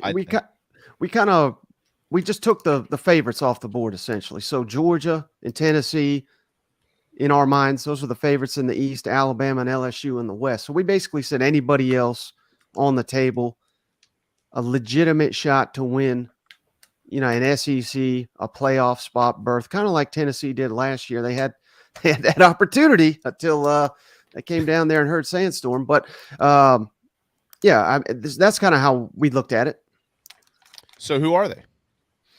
Well, certainly, I mean, I'll suck up to your audience here for a second. If Spencer Rattler plays like he did late in the season, that's the answer. I mean, because I think they could beat Georgia if he plays like that. Now, the problem with Spencer Rattler, and I've been one of his biggest defenders, and I've sung his praises. I've never buried the guy, but if you're going to be completely objective, he has been wildly inconsistent. And this is not just at South Carolina. We can't just blame it all on Marcus Satterfield. This happened at Oklahoma, too. He got benched a couple times at Oklahoma. And the first time he responded incredibly well. The second time, obviously, he lost his job, but he lost it to probably the best player in the country. So there's no real shame in that. But that's kind of, I wouldn't go with South Carolina just because I don't know that we can get that consistent performance out of Spencer Rattler week in and week out in this new offense. Let's hope we can. If we can, that'll be the answer. But for me, out of the East, I went with Missouri, believe it or not. I think Missouri, again, I'm not sitting here projecting them to win the East or something. I'm not crazy, but they do got a lot coming back. I love the defense. Number one returning defensive production in the SEC. If they can nail the quarterback position, that's going to be a dangerous team, I think. And then out of the West, A&M was kind of an easy pick, so I didn't go with them. I went with Ole Miss because I am such a big Lane Kiffin fan, and he just always seems to, wherever I project him, they exceed those expectations. Hearing great things about Jackson Dart in year 2 in that system. Judkins, I think, is the best running back in the SEC. Pete Golding, I think, is a major upgrade at defensive coordinator. That's not to say Ole Miss is going to be some elite defense, but they just need to not be pathetic, and maybe they can finish the deal this year. Yeah, I remember you liked Missouri last year, and even though they weren't great, but they beat South Carolina, they beat Arkansas. You called them in the preseason to beat Auburn, and by God, I'm sitting there watching that game, Mike, thinking about you when Auburn miraculously won it on that fumble. I'm like, Bratton called this August 1st, okay? I think it was one of our first shows. You All-American kicker missed a 20-yard field goal, would have won the game. And like you said, now I understand you get the ball batted out from under you, that happens. The guy was untouched and dropped the damn football in the end zone, touchback, lost the game. I mean, that's a game of inches, I guess, but I felt cursed that day. So you are a Gamecock fan. Alabama. All right. So the Georgia quarterback situation, I think Carson Beck's got it. Alabama's quarterback situation. I personally think Ty Simpson's going to win the job. He got hurt in the spring game, but Milroe's intriguing. They got a new OC. What do you make of that situation at Bama? I mean, I just love that the excuses are coming already for Ty Simpson. I mean, my God, one bad performance. Oh, well, he was injured. I mean, I guess, there's some truth to that, I guess, but I don't know why that had to be shared all over social media this week. But no, I came out thinking the opposite. I mean, I think Jalen Milroe looked like the better quarterback to me, but that's not saying much because they're not bad quarterbacks by any stretch, but they were interested in Drake May before spring, and exiting spring, they were interested in Miami's Tyler Van Dyke. So what does that tell you? Nick Saban thinks, injury or not, they were interested in both these guys before Ty Simpson suffered this alleged injury. So, no, I don't think they have the quarterbacks to win the SEC, to win the national championship, and that's the only goal down there at Alabama. And, man, they've been slipping for a little while. I mean, people think I'm crazy when I say that, but it's evident to me. I don't know why it's not evident to everybody else. That doesn't mean they're going to be garbage or terrible or anything like that, but this is just not the dominant force in the SEC anymore, and clearly they've ceded that to Georgia. So I don't even consider Alabama the favorite to win the West. Speaking of garbage, A&M. No offense to Jimbo, but 5-7 last year. And just 2 wins in the league. Can you think of a coach? I mean, we know he's on the quote unquote hot seat, right? And I'm not like a big hot seat guy, Mike. I don't get into a lot of these conversations because you just don't really ever know how it's going to work. But we've heard it. We know what's going on down there. He needs to win football games. They're not gonna. They fire you for going 8-5. They're sure as hell going to fire you for going 5-7. So. But can you think of anything that is comparable to what was expected of him as a coach from what we've seen historically 20-plus years in the SEC? Oh, this guy is a surefire home run, bang, bang, and then it just literally falls apart in front of our eyes. We hear about all this NIL stuff. I mean, there's a lot of stuff going on down there except for the winning the games part. Well, yeah, you're asking the right person because Tennessee's hired about 5 of them that I can think of. Muschamp, I mean, he was an epic disaster at Florida. I mean, he had the one good year. Everybody at Alabama hired before Saban was a disaster. But, yeah, none that I can think of that they literally gave him a national championship trophy and said, fill in the date to be determined because, right. my God, I mean, they're not even the best team in the state of Texas, it doesn't seem like, annually. So, yeah, they're about a million miles away from that. But thankfully, or at least fingers crossed, everything I'm hearing, we're going to do away with Jimbo Fisher and his Cheesecake Factory playbook there on the sidelines, looking like he's doing his taxes or something. And because I just have no faith in Jimbo Fisher to call plays and run an offense and coach up a quarterback. I mean, he's not done it effectively since Jameis Winston. And you could say that was effective, but I would also argue things off the field were a train wreck there as well. So, yeah, I mean, I'm thankful if I'm an A&M fan that we've taken that out of his hands, given it to Bobby Petrino. Yep. Speaking of not trusting someone off the field, as long as Bobby Petrino doesn't get fired between now and the season, I mean, I think A&M is looking at a significantly better offensive production team this year, and they have all the pieces. I mean, they should be an SEC contender. I wouldn't bet my life on it, but you could talk me into A&M winning the West. You could talk me just as easily and then being dead last again. We're going to see Joe here. We're going to see Petrino leading the team out of the tunnel this year on his motorcycle. Did y'all hear about that? They've also. I just found how out. shocked he was when he found out there are no girl cheerleaders. I just found out they've hired Jim Chaney down there too. I didn't realize that till recently, but really, I mean, they're just collecting all the bad coaches down there. What's Chaney doing? What is his role? Offensive analyst. Mm-hmm. Well, I mean, that's the sort of rehab than what Nick Saban's running down there in Alabama. Yeah. Man, what about Auburn? I mean, where's Auburn falling? I mean, intriguing. They're still in the cellar. I mean, you see Hugh Freeze right after the spring game, right? What do you need, Hugh? We need quarterbacks. We need offensive line. We'll take some receivers. We can use some defensive linemen, maybe some linebackers. And hell, I mean, what else you got to, and they've not added anybody that I'm aware of.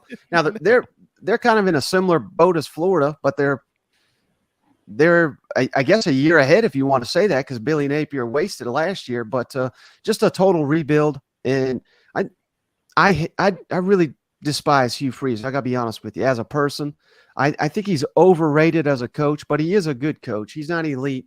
He's basically Gus Malzahn with baggage, is what I call him. So I think Auburn is going to get back to being Auburn, to where they'll have fantastic seasons, and then they'll go 6-6, and then they'll go 10-2, and then they'll go 5-7, and then they'll go undefeated. I mean, that's what I predict will happen for Auburn. Well, yeah, nothing that doesn't happen at Auburn all the time, in my opinion. That's just kind of crazy. All right, so we've talked about just about everybody except Mississippi State.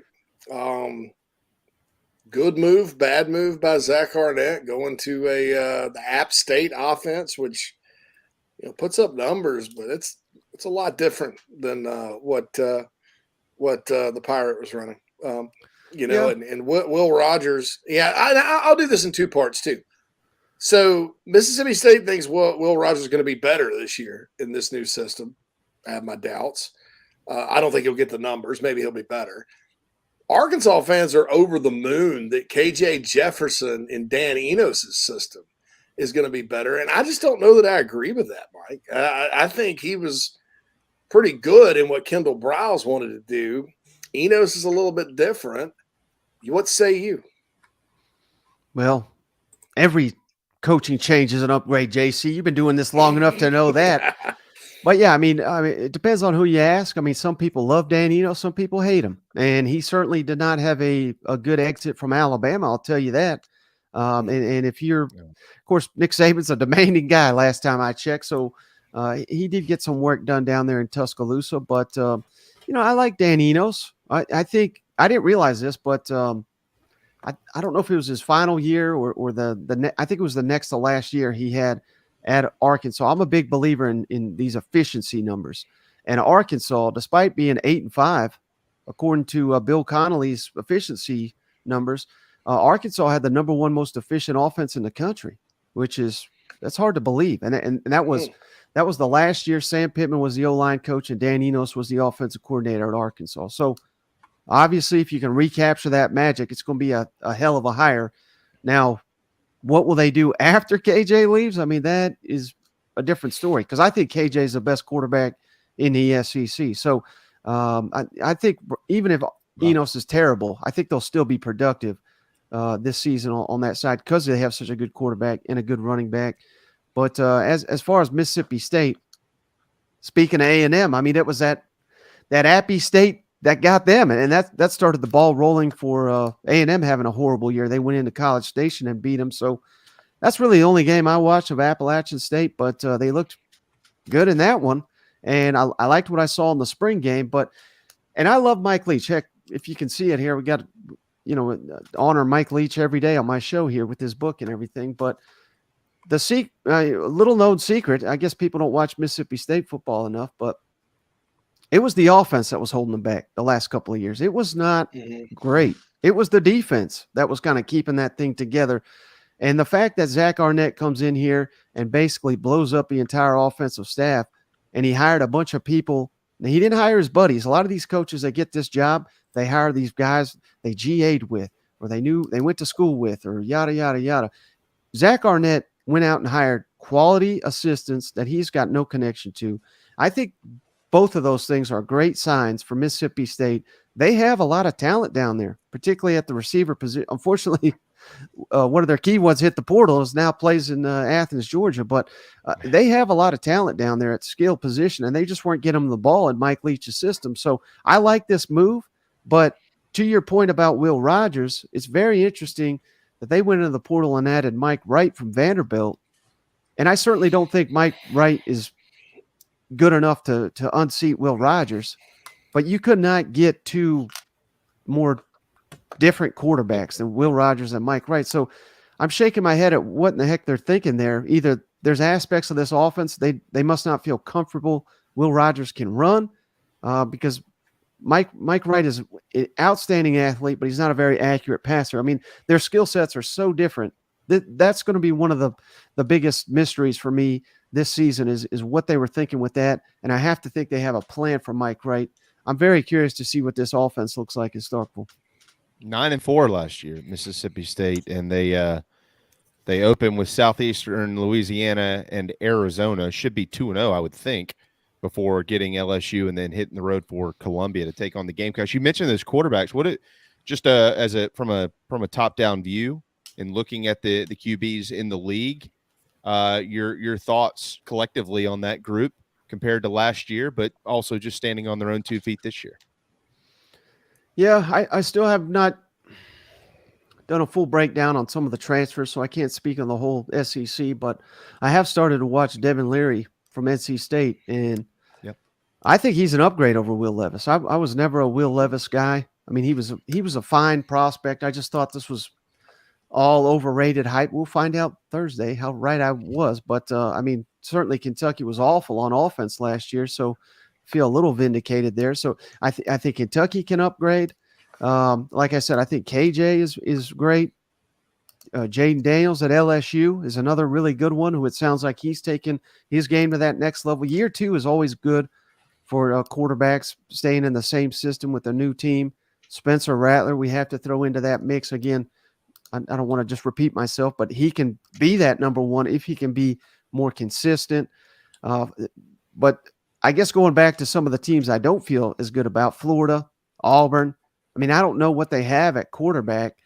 Texas A&M is another one where I like their options, but again, Jimbo Fisher has made the wrong decision at quarterback about 3 years in a row. If he makes a wrong one again, it's probably going to cost him his job. So there's a blessing and a curse to having 2 quality options at quarterback, particularly if you have no idea which one to put on the field. Well, we haven't, outside of Rattler, we haven't asked him anything about South Carolina. Any of y'all want to take that, or? Yeah, your thoughts on what South Carolina needs to do to take another step this year. Obviously, they're recruiting really well in the top 10, and this is one of those classes, Mike, that you sort of look at it. Some teams are ranked highly right now with 10 commits, and 8 of them are 3 stars, and eventually they'll go down. South Carolina, it's the opposite.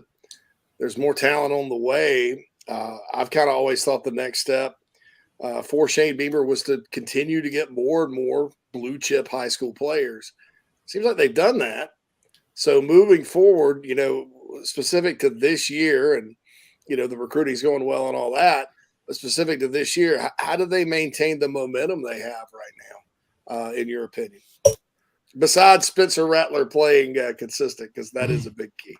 I mean, I think they have to be improved on both lines of scrimmage. And that's the biggest question I've got for South Carolina, because it seems like in a lot of these games against upper echelon teams, they don't match up. They struggle to stop the run. They struggle to protect Spencer Rattler. And maybe it's not fair because, heck, nobody can stop Georgia, it seems like. But that game is flashing in my head. I mean, he was just getting harassed the entire time. I think that is the biggest concern I have, because I love South Carolina all around that. Quarterback, receiver, tight end, they've upgraded significantly. Great secondary, in my opinion. The best special teams in the SEC. Great home field advantage, top 5 in the SEC, in my opinion. So, I mean, they have got many of the ingredients you want in taking that next step. But where everybody seemingly overlooks is the line of scrimmage. And I just don't know if South Carolina is there yet to be considered an SEC contender. That's, go back to Tennessee. That's where they really took a step up, was the offensive line last year. And their offensive line was incredible. I mean, go back and watch the Alabama game. They completely made Will Anderson, who all we heard about for 6 months was, he's the next Derek Thomas. I don't even think he had a tackle in the game because he was completely shut out by a dynamic offensive line. South Carolina needs something like that to happen to take that next step. I think personally, if they want to get to 9 wins, they need to bookend their season with victories over ACC teams. I think that's really where it falls. I mean, you're going to lose games in the SEC. They're going to have to beat their Jacksonville States and the Furmans. But, Mike, starting with North Carolina and ending with Clemson, if they want to get above where they were last year, you got to bookend the season by beating the ACC. Agree or disagree? To get to 9 wins, so we're saying here, how many SEC wins is that? Would that be 4? Put them at 5. Put them at 5. Ooh. Yeah. No, I don't. I would disagree with that because that SEC gauntlet, so many tough games. I think they have to do even better than that. You think they have to win? You think they have to win more than 5 in the SEC to get to 9? Is what you're saying? Well, I think they're going to have to pull a bunch of upsets. And Clemson, I don't know if that would be considered an upset anymore because I got no faith in old Dabo and his Jesus NIL. I mean, that's clearly, careening off the bridge there. And then North Carolina, I mean, I don't know what they got. They got a quarterback. It's about all they got. So, I mean, those would be all right wins. But again, I'm not sitting here looking at the schedule, but Georgia that's an incredibly difficult at Tennessee, Kentucky, who they beat Kentucky last year, but they've struggled mightily. They flipped the A&M series, but that was a historically awful A&M. Can they do that again? They can't beat Missouri for some damn reason. We can't have all these losses to these bottom feeder teams. So I think they've got to beat everybody in the bottom half of the SEC. That's what they've got to be consistent with and keeping these streaks going. That's, I think, the goal for South Carolina instead of which I understand it. We all get fired up. Let's win 9. Let's win 10 up. I'll give it to you. But I think the more realistic goal is to keep those streaks going and reverse those trends, which those aren't on Shane Beamer. He's not the one racking up those losses. He's the one that's snapping these streaks, but he's got to turn them into streaks the opposite way. So I don't know if that answers your question or not, but that's kind of what I'm focused on with the South Carolina Gamecocks. Well, either way, it doesn't matter how you say it or how I say it. They got to steal 1 or 2 on the road in order to do something like that. So, and I wouldn't historically say stealing 1 at Missouri is stealing 1, but as JC points out all the time, and you just did as well, they got to beat those guys. Like, you can't have if you want to be a contender, or at least talked about in that conversation, whether you contend or not, we'll find out. But if you want to be in the conversation to be a contender, you can't have 4 and 5 game losing streaks to teams that are named Kentucky, Missouri, et cetera, et cetera. So, point well made. I think arguably the biggest, well, this is not the right way to say it, but I think the game you cannot overlook if you're South Carolina is Mississippi State, because I think everybody is going to anticipate you lose to Georgia, and not everybody's going to have you anticipating losing at Tennessee after you just destroyed them. But Neyland Stadium, that's a tough place to play. I think fans will forgive you But if you drop at one in the middle there, Mississippi State, I mean, I think the outrage, even if they win every rest of their game, I mean, they're going to have to hear about that for the rest of the year. I don't think you can sleep on Mississippi State. Like you just said, they won 9 games last year. I realize there's coaching turnover, but this is, I think they have the longest streak in the SEC outside of maybe Georgia of going to bowl games. So this is not like some team that you can just guarantee is going to be a W. I think September is huge for South Carolina because you got North Carolina, 3-1, Mississippi State, Georgia, and Tennessee. Georgia and Tennessee are also first 2 SEC East games are who are going to be picked the top 2 teams in the conference, both on the road. Neyland, like you've mentioned, is South Carolina's played a lot of close games up there over the years, a lot of losses. The wins 16-15, 14-3, 15-9, all ugly. And the last 2 have not been close. Muschamp's last trip to Neyland, and then the infamous let's let Jordan Birch throw a halfback pass and get boat raced off the field game. Yeah. We'll see. We'll see what happens. I think South Carolina in those 2 games definitely will have to take its offense. They're going to have to put points on the board. You can't. You can't match. You can't not score against Tennessee, and you certainly can't sit there and match Georgia defensively. And you make a good point about Mississippi State. I've always liked Zach Arnett. I've always thought he's a good coach, and certainly the App won State, 9 games. The App State offensive system is one that if you run it right, it's a lot of outside zone. You mentioned Mike Wright coming in there. I think eventually he'll be a great quarterback for that system. But see, you can use a Will Rogers or a Mike Wright. That's the beauty of it. You can have a dual threat guy, and you can kill him that way. But you can also kill him with a guy that can throw it. So it's a beautiful offense. It's a beautiful offense, Mike. So anyway, well, man, we appreciate you joining us, man. It's been too long. It's been too long. Yeah, absolutely. Thanks for having me. Yeah, well, next time we'll keep you for a full hour. with no commercial breaks, credit, no payments, nothing. We're not going to do. We're just going to keep you. You don't have any choice. That sounds about right. Nah, I really do appreciate it, man. That SEC podcast is special, and we got a lot of people around here that watch it pretty much every day. So thank you very much. Absolutely. Take care, guys. There you go, Michael Bratton. We kept him probably 15, 20 minutes longer than we probably should have, but JC, checks in the mail. So I never tell people how long we actually want them for. They just agree to come on the show. So I mean, if you get mad about it, that's if you only got 30 minutes, you only got 30 minutes. You should have said something. I told King, I was like, "We'll have you out tomorrow by 11:20." So I'm on the other end of you. Yeah, that one. I mean, that one I could respect. Yeah, the ticket has been has been claimed. Sawyer's ticket's been claimed. Yes. Bill has won the ticket. Okay. Bill is a buddy of mine from Columbia, and so and a member of Carolina Rise and a member of the site and all that good stuff. So congratulations, Bill. Congratulations. He jumped on it quick. So Sawyer, you've done your good thing, and we got another person in for the event Thursday. Plus Kreger's going to get a fantastic rain check package in the mail to go along with the other 37 things we've sent him when he's won contests. So, but I'm sure you'll like this one, Clint. Brandon, I was bummed that year Brian Van Gorder hauled butt on us after a week or so. You're the only one in the fan base that's ever looked back and said, I really wish we could get that damn Van Gorder back in the saddle. Van Gorder went to crap after that. He wasn't even good at. I mean, he had a couple of decent years at Notre Dame, but anyway, we got to get a break, don't we, Phil? Yeah. Oh yeah, we're a little behind. Yeah. Yep. All right, let's roll.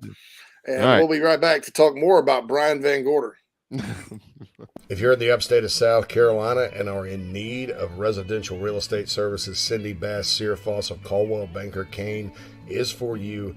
Ask her about the Village at Creekside, all of her listings. In my hometown of Spartanburg, South Carolina, right there on Daniel Morgan Avenue, married to a lifelong Gamecock fan.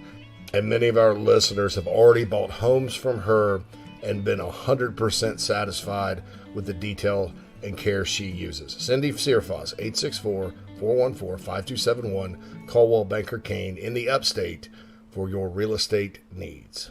Coach O here, and when I'm not eating average jambalaya or celebrating endless summer in Destin, I like to eat pimento cheese straight off the bucket. And the only pimento cheese I like to eat is from Nana's Porch.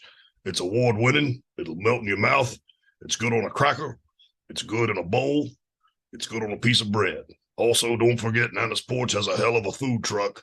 It's award-winning as well, and they're here for all of your catering needs. So get online, nanasporch.com. It's good. Coach O signing off. Endless summer, go Tiger.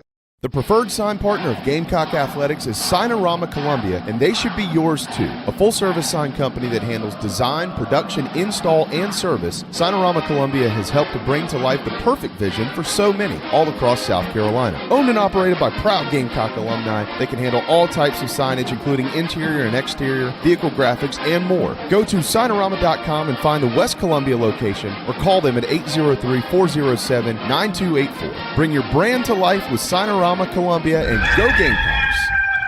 Hey man, are you sick and tired of your business computer guy? Yes, he takes forever to call me back and doesn't always respond to the requests. Yeah, same here. I'm paying him good money. I constantly have issues, and I'm worried he's not backing up my network and securing it properly. You know what, Phil? Let's ask Stone Blanton. Hey, JC and Phil, if you want a solution to your IT problems, give Heritage Digital a call. Our boy Matt Odom has a low-cost, one-price solution that will get you running right. Call 843-699-1001 or heritagedigital.com and ask for Matt. He will hook you up today and tell them Stone sent you. This is freshman All-American Nicky Memorial of the Carolina Gamecocks, and you are listening to The Show with JC and Phil.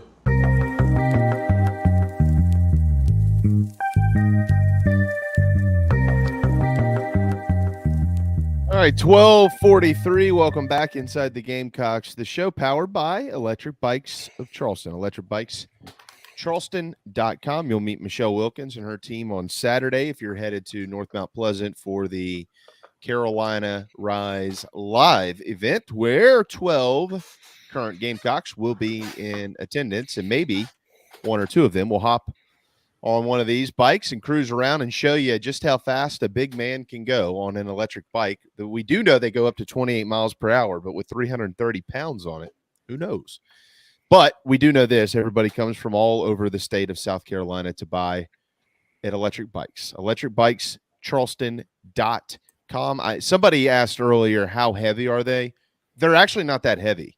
I mean, they're heavier than some like normal, like light bikes, but they're really not what you would think they are. And they actually build some that fold up, and you can put them in the back seat of your car or in the trunk or wherever you want to put them. It's pretty impressive. ElectricBikesCharleston.com. Of course, they are partnered with Charleston Fitness Equipment as well. So if you need something for a home gym or you own a business or whatever it is, that's where you want to go, right there in front of the town center in Mount Pleasant. I just need to mention. I want to mention a couple of things real quick, and then JC have all the fun you want with Brian Van Gorder. He's certainly a main topic these days. But what we were talking about Florida, I mean, it's we'll see. I mean, you just don't ever know. I didn't think that they would win game one last year, and they beat Utah. Then they proceeded to be fairly terrible from there, but they did whip Carolina's rear end. But let's just say, for instance, that they open the season 2-2, which is very possible because they've got to go to Salt Lake, and then they come home and they play McNeese State. They welcome Tennessee to town, which, if you ask today, that certainly seems like a game that they're very, very capable of losing. And then they've got Charlotte. So let's just say in those first four, they're 2-2, okay? Then they go on the road to Kentucky, where they have not had a lot of success lately. So let's just say they're 2-3. You probably don't know this because I doubt that any of you have Florida's schedule memorized. But anybody want to take a wild stab at who their sixth game is inside of Ben Hill Griffin Stadium? Alabama? No. Auburn? It's an Eastern team. In Ben Hill, you can't say Georgia. It's just obviously not them. Right. Vanderbilt. Does anybody remember what happened in Nashville last year? Oh yeah, that was. I tell you, when you watch that game, like that whole. Maybe I should get like extremely pessimistic and negative more often, because like after watching that game that day, and then the Gamecocks were coming up against Tennessee, I was just like, man, South Carolina, I cannot believe, they lost to this Florida team, blah, blah, blah. Well, then what happened. The season changed in a blink of an eye. Of course, I took a lot of solace knowing that everything that we said on the show all season long ended up being exactly right. And that's all they had to do. But anyway, Florida was not very good. I don't know what happened in that Gamecock game other than a terrible offensive game plan. In other words, you knew you struggled stopping the run. You knew they were going to run it right at you. Couldn't stop them early, obviously. But you needed an offense to counteract that. And Carolina got no offense all day. I mean, they were shut out, which is embarrassing because Florida wasn't very good on defense. And watching that game, and then you're like, well, and then Florida kind of rallied, and they played a pretty good Florida State team within a touchdown and put 38 points on the board, lost 45-38 in Tallahassee in what was a pretty good ball game. And then the negative sign for me, and this happens to Florida coaches a lot, didn't necessarily happen to Muschamp because it happened to Urban Meyer. It didn't happen to Spurrier, didn't happen to Muschamp because Muschamp was taking it in the opposite direction. Happened to McElwain, happened to Mullen, and now in year one happened to Napier. They have a problem with kids just quitting and culture, I think, in that program. And if you look at it, it's sort of true because you kind of look at it and you're like, look at how many opt-outs they have every year. Look for bowl games. Look at how many transfer portal guys they have that just up and leave.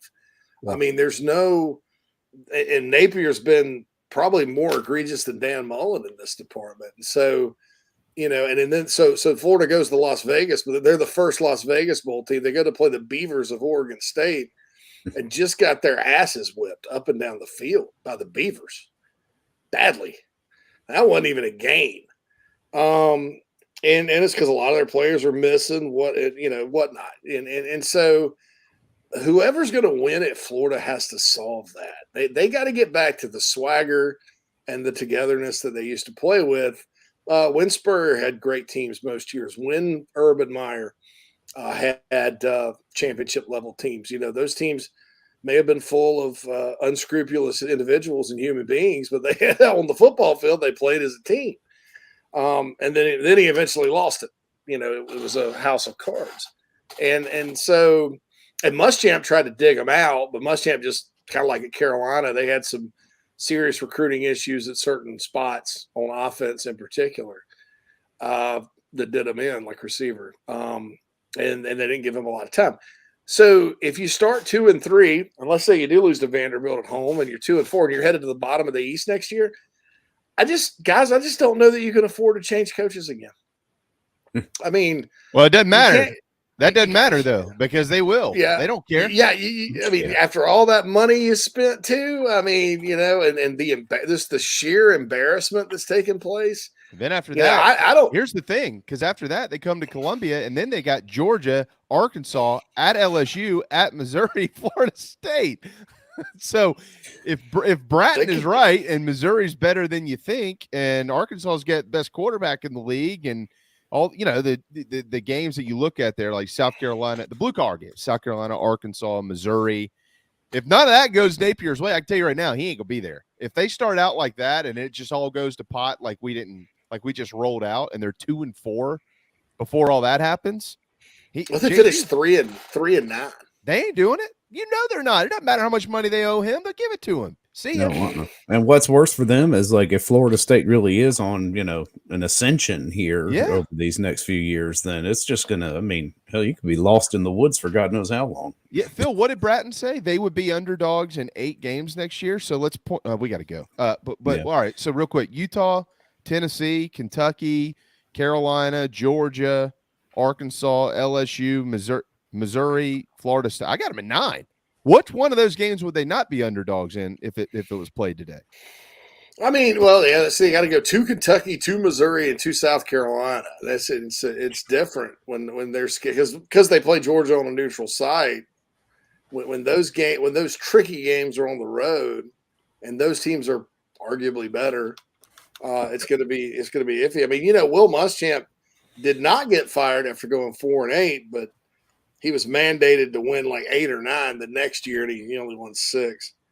Unfortunately, I had a game canceled in true Muschampian era fashion. But I mean, heck, Dan Mullen won double-digit games his first 2 or 3 years, and then went to Atlanta. McElwain went to Atlanta the first 2 years, and then the third year got fired. I mean, I don't know. I mean, after putting out all that money, and you look in the recruiting, at least numerically, is not better. It's worse, or slightly worse than what Dan Mullen did. You don't have an exciting offense. They do have a 5-star quarterback coming in the next class right now from Texas, but he's going to play for Lane Kiffin. Yeah, what are you going to do? Bratton. I mean, I just and somebody told me this, and at the time when Carolina was kind of like, well, it's going to be Napier or Beamer or Scott Satterfield, right? Somebody told me this, and it's a smart person that people would know if I said who he was. Why would you want to hire the offensive version of Will Muschamp after that did not work at South Carolina? And I don't know. I was like, well, he worked for Saban, but he also worked for Todd Graham and Dabo Swinney. And is Napier that guy? I think Napier's that guy. Just from what I see so far, that doesn't mean that it can't work eventually in time. And I like Austin Armstrong, by the way, as a good young D coordinator. But is he in the best position right now for? He's got to be a savior. We got to hit a timeout. Let's I know. I think what Carolina needed, Carolina made the absolute right choice with what this program needed. Not that Napier maybe win 10 games, but this year, whatever. I think South Carolina made the right choice with Beamer now, and what's going on at Florida just reinforces that.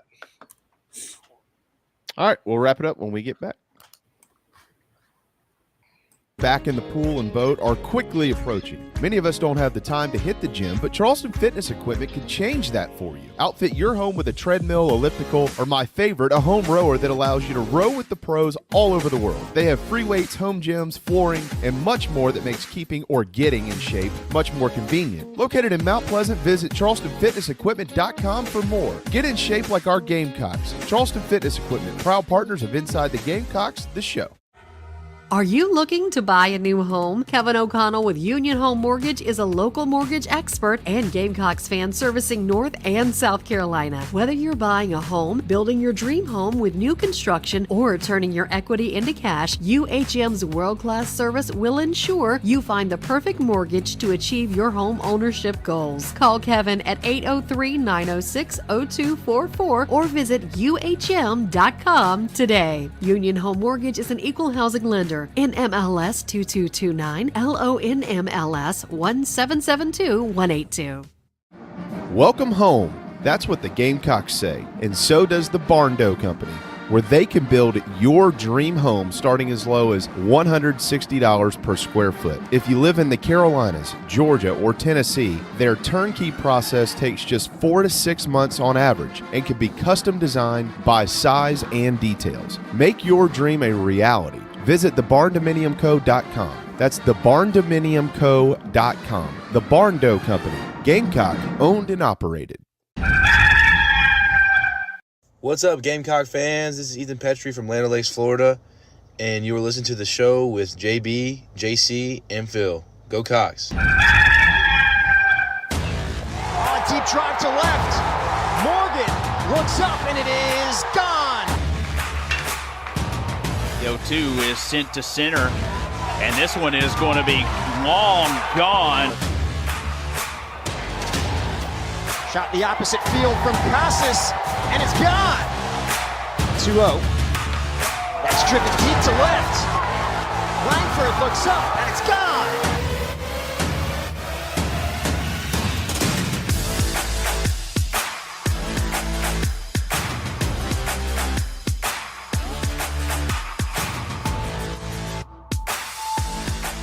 Welcome back in, everybody, to Inside the Gamecocks, the show, presented to you by Express Sunrooms of Columbia. 803-446-4662 is how to get in touch with John Barber and his team to talk about potentially enclosing a porch or a patio for you to enjoy the summer bug-free.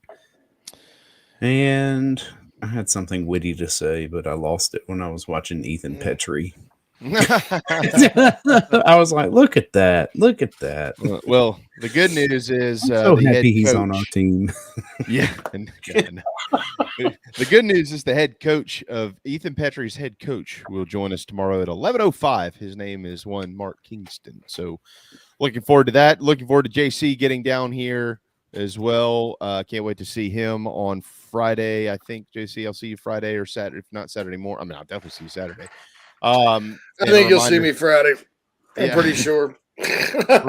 Reminder to everybody to buy those tickets. And if you can't go, maybe you just know of somebody who maybe, doesn't pay as close attention to everything. And, they've got kids that would like to meet some football players. Please send them the link. It's pretty easy. Email the link to 5 Gamecock fans, so that would. Yeah.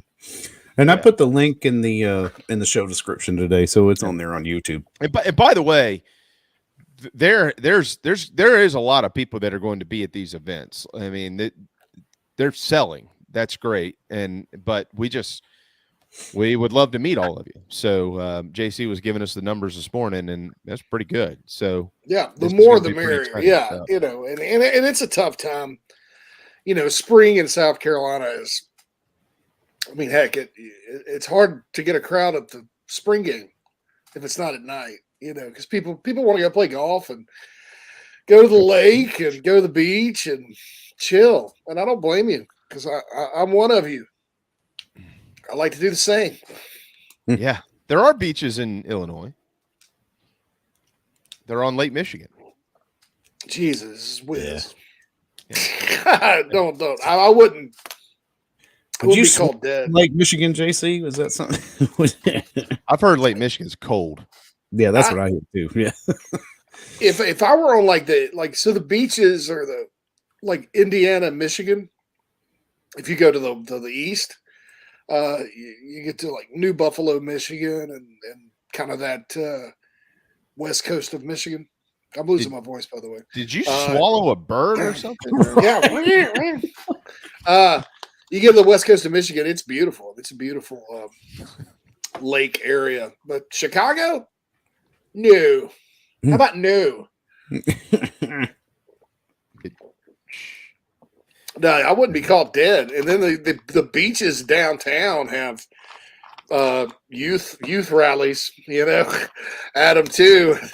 So stuff goes down there, on the south side. And all that stuff goes down on the Isle of Palms these days. So I mean, James says it's a long way for home team in Mount P. James Island boy doesn't leave the island often on the weekend. We're looking forward to seeing you. Well, I guess home team closed. Everyone but Flyers. My understanding is no. Is what now? Do what? Home team barbecue closed to everyone else during the event. My understanding is no. We're gonna have a spay. But there'll be people there.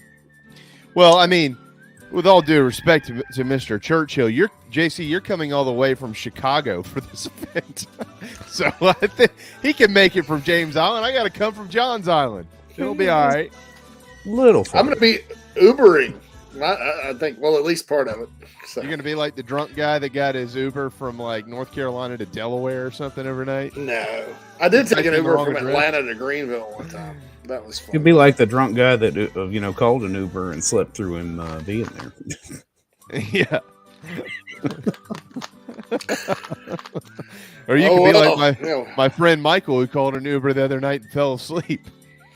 Yeah, that's what Phil was referring to.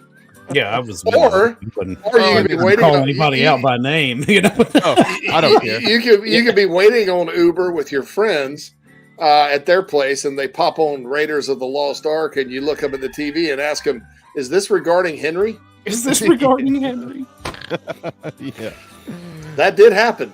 Yes, Phil knows. Phil knows that story.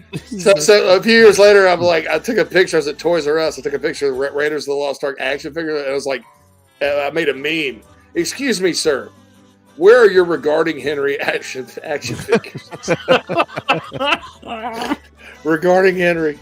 It's amazing. No, Reform Manhole, I am not going to be at the Carolina Rise events. Oh, I might give everybody an opportunity to actually meet me in person at the opener. Yeah, the VIP tailgate. Don't forget that. That's going to be lit, and that's more of a party. This is a fundraiser. That's going to be Lance Player will be at the VIP tailgate. I have a feeling. Yes. But Latte. You talking about Latte Lance? Latte Lance. One event at a time, though. But I am starting to wrap my head around that one. So. Okay. Well, I know I'll be there, so it'll be awesome. Thanks to Sawyer and Michael Bratton from that SEC podcast, and tomorrow at 11:05, Mark Kingston, and whatever else we can get figured out between now and then. Thanks to all of you as always, and of course to JC and Phil for being JC and Classic Phil. Inside the Gamecocks, the show built by the Barn Dough Company, thebarndominiumco.com, and always live from the Sinorama Studios. See you tomorrow at 11 on Inside the Gamecocks.